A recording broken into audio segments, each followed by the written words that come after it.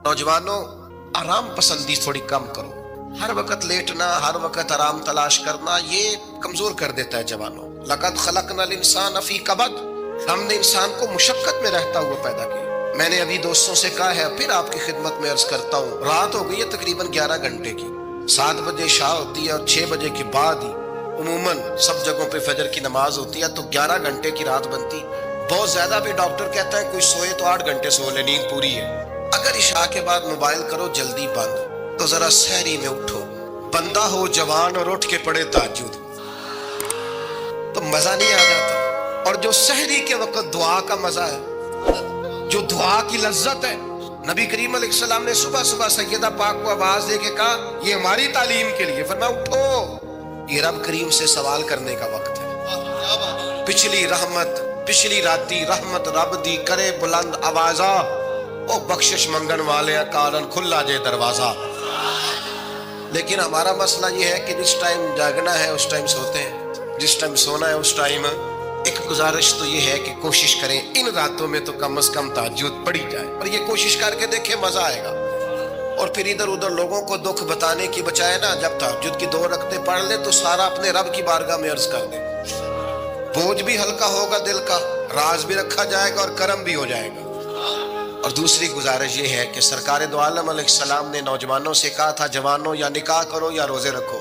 ये बड़े आसान दिन है रोजे रखने के लिए। रखें जी, आप लोग बैठ जाए, अल्लाह आपको सलामत रखे, अल्लाह ताला बरकत दे। आप भी बैठ जाए जी, अल्लाह ताला सबको बरकत अता करे। ये हुजूर के नाम की महफिल है ना जी, इसका अदब बहुत ज्यादा है।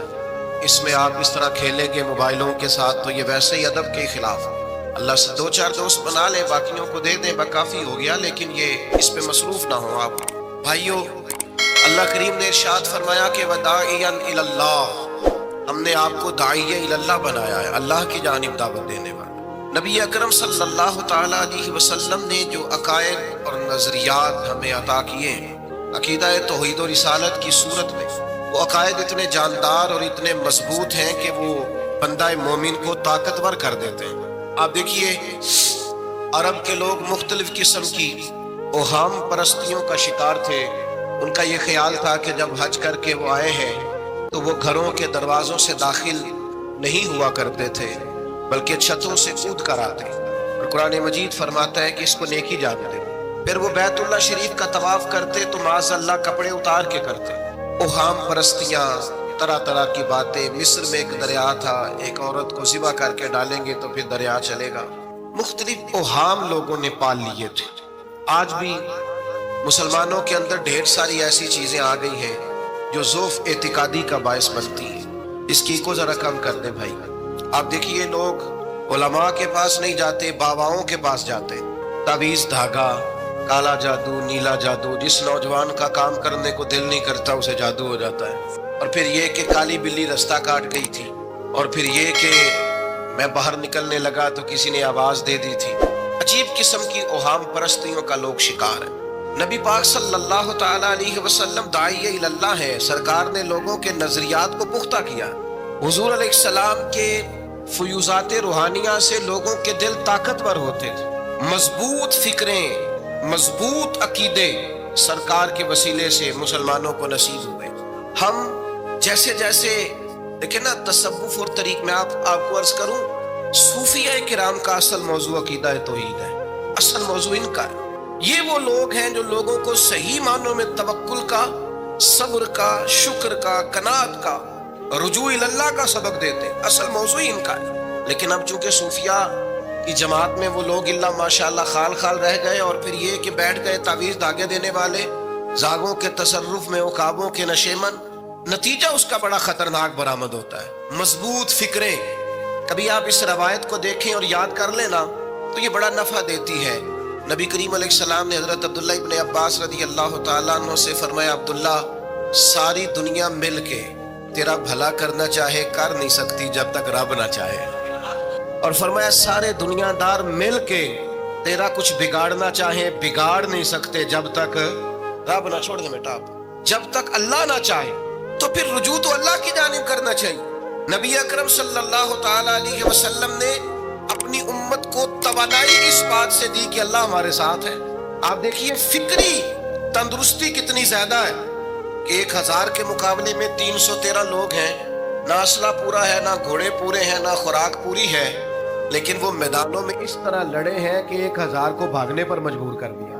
وہ ابو جہل نے جب کہا نا جاسوسوں سے کہ جاؤ پتہ کر کے آؤ، تو انہوں نے آ کے کہا وہ تو 313 لوگ ہیں، بچے بھی ہیں، بوڑھے بھی ہیں، چیز کوئی نہیں پاس۔ تو ابو جہل کہنے لگا پھر تو انہیں گھوڑوں کی پشتوں پر باندھ کے مکے لے جائیں گے، وہاں جا کے دیکھیں گے کیا کرنا ہے۔ تو جاسوس کہنے لگا سردار اگلی بات بھی سننا، ہیں تو 313 لیکن جان ہتھیلی پہ رکھ کے آئے، جس کے خیمے کے پاس سے گزرے ہیں شہادت کی دعا مانگتے دیکھا ہے، ان کی آنکھوں سے چمکتی ہوئی روشنی اور ان کے لفظوں سے پھوٹتا ہوا ولولہ اور ان کی آوازوں سے نکلتا ہوا دبدبا کسی جگہ بھی انہیں کمزور نہیں ہونے دیتا، ان کے اندر کہیں بھی کوئی کمزوری نہیں آنے دیتا۔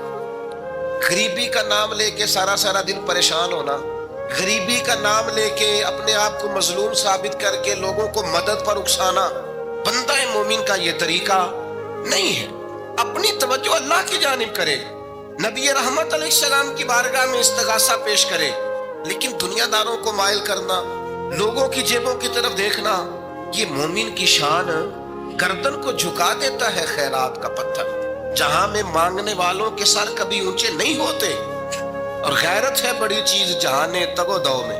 بھائی آپ طاقتور بنے۔ دیکھیں نا ایک نوجوان نے آ کے حضور کی بارگاہ عالی مرتبت میں عرض کیا تھا یا رسول اللہ صلی اللہ علیہ وسلم غریب ہوں کچھ دیجئے۔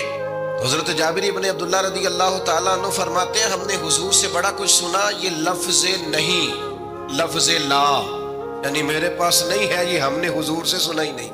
ایسا کوئی محبوب کہیں ہوگا نہ کہیں ہے، بیٹھا ہے چٹائی پہ مگر عرش نشیں ہے، اور ملتا نہیں کونین کو کیا کیا تیرے در سے، بس ایک لفظ نہیں ہے جو تیرے لب پہ نہیں ہے۔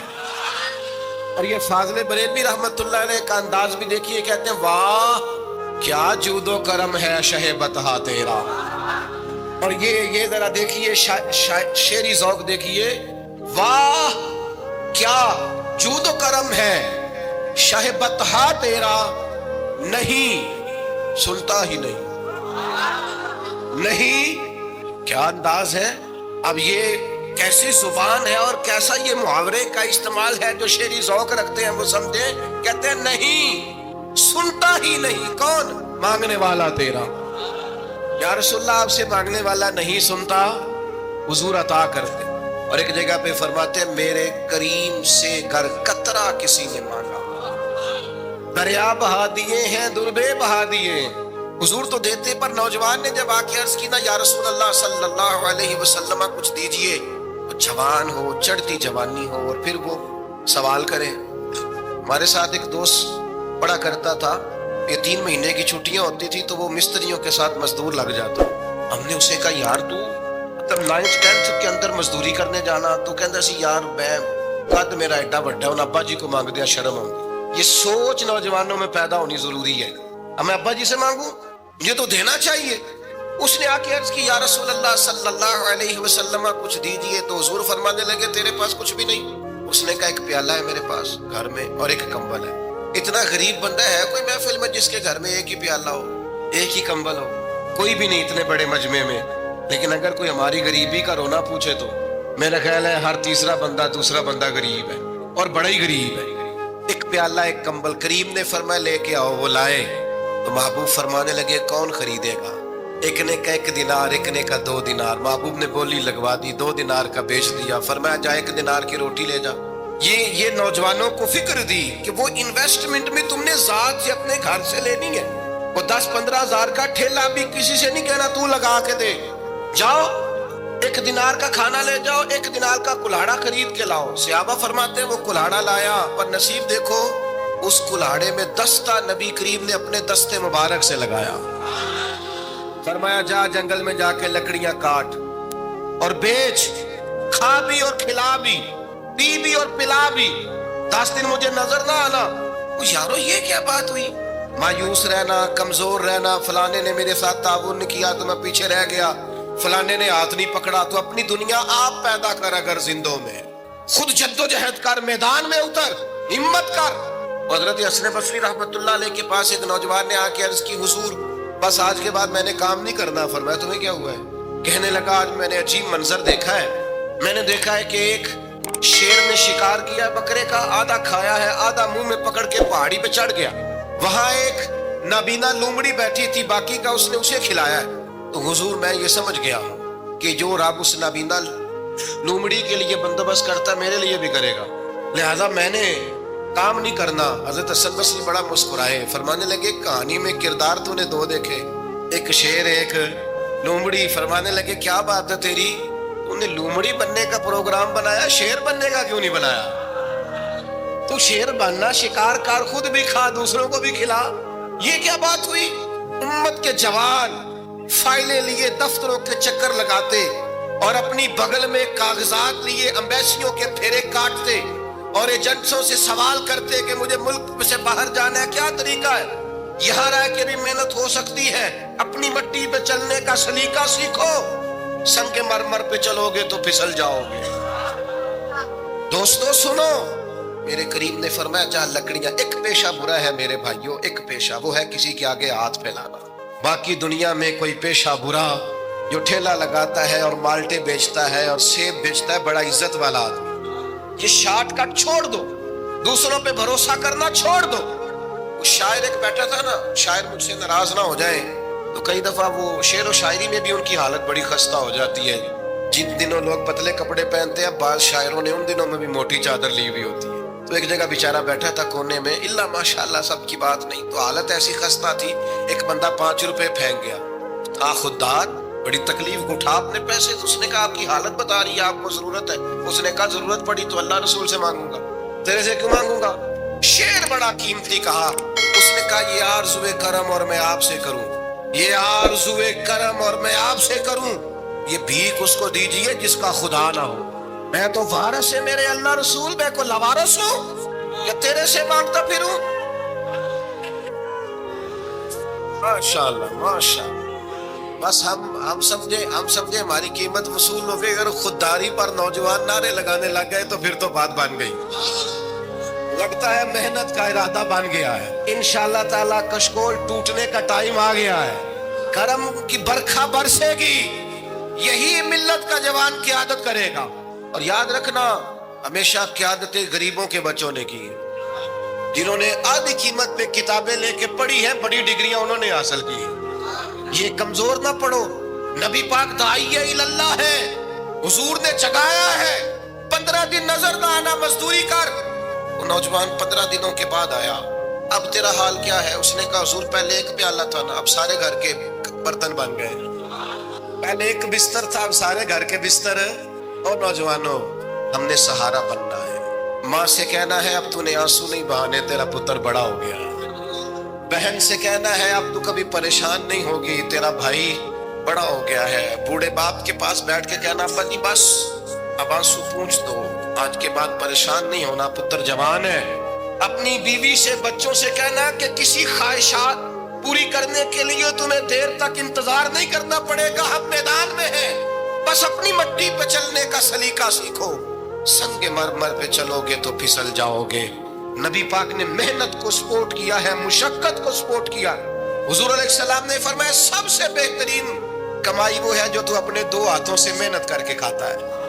فرمایا اللہ کے نبی حضرت داؤد علیہ السلام محنت کر کے کمایا کرتے، سنگیوں کام کرنا۔ اور دوسری بات بھروسہ اللہ رسول پہ، بھروسہ۔ ادھر دیکھو میری طرف، دنیا داروں سے امیدیں لگا لیتے ہو بہت زیادہ، دنیا دار بندے بیچارے کمزور ہوتے ہیں۔ جی یہ الیکشن کے دن تھے، گزشتہ سے پیوستہ الیکشن جو گزرا ہے، تو میرا ایک پیار والا دوست بھی ایک ایم کے امیدوار کا بڑا ووٹر سپورٹر تھا، یہاں اس نے اس کا بیج فوٹو والا لگایا ہوا تھا۔ میں رات کو دیر سے جلسے سے لوٹ رہا تھا تو وہ کھڑا تھا باہر اور اندر امیدوار صاحب تقریر کر رہے تھے، میں نے کہا ادھر آ، وہ آ گیا، میں نے کہا تو بڑا ووٹر سپورٹر ہے، جا تقریر سن جا کے، تیرا لیڈر تقریر کر رہا ہے تو باہر گھوم رہا ہے۔ کہتا ہے پیر صاحب جھوٹ پہ ماردا جو سارے جھوٹ بول رہا ہے، کرنا کرانا کچھ نہیں۔ تو میں کہ یار جی ایڈے پکے ووٹر سپورٹر نو بھی پتا ہے کہ جھوٹ پہ ماردا ہے، تو ہم تو ویسے ہی سپورٹر نہیں ہیں، ہم نے تو کی محبت تو سیاست کا چلن چھوڑ دیا، ہم اگر عشق نہ کرتے تو حکومت کرتے۔ او بھائی جب پکے ووٹر سپورٹروں کو امیدیں نہیں ہیں تو آپ کن سے امیدیں لگائے بیٹھے ہیں؟ آپ جدوجہد کریں اور امیدیں اللہ رسول سے. نبی پاک علیہ السلام نے فرمایا جو رب پہ بھروسہ کرے گا اللہ کی رحمت اس کی کفایت کرے. وَمَن يَتَوَكَّلْ عَلَى اللَّهِ فَهُوَ حَسْبُهُ، وہ اللہ پہ بھروسہ کرے گا اللہ اس کے لیے کافی ہو جائے گا. ادھر دیکھو یار موبائلوں والے دوستوں، بات سنو. گھبراہٹ نہیں، ٹینشن نہیں، انزائٹی نہیں، ڈپریشن نہیں. مومن اور ڈپریشن، مومن اور انزائٹی، مومن اور ٹینشن. جی مجھے پتہ نہیں مجھے کیا ہو رہا ہے، جی مجھے خوف آتا ہے. آپ کو خوف آتا ہے مومن ہو کے؟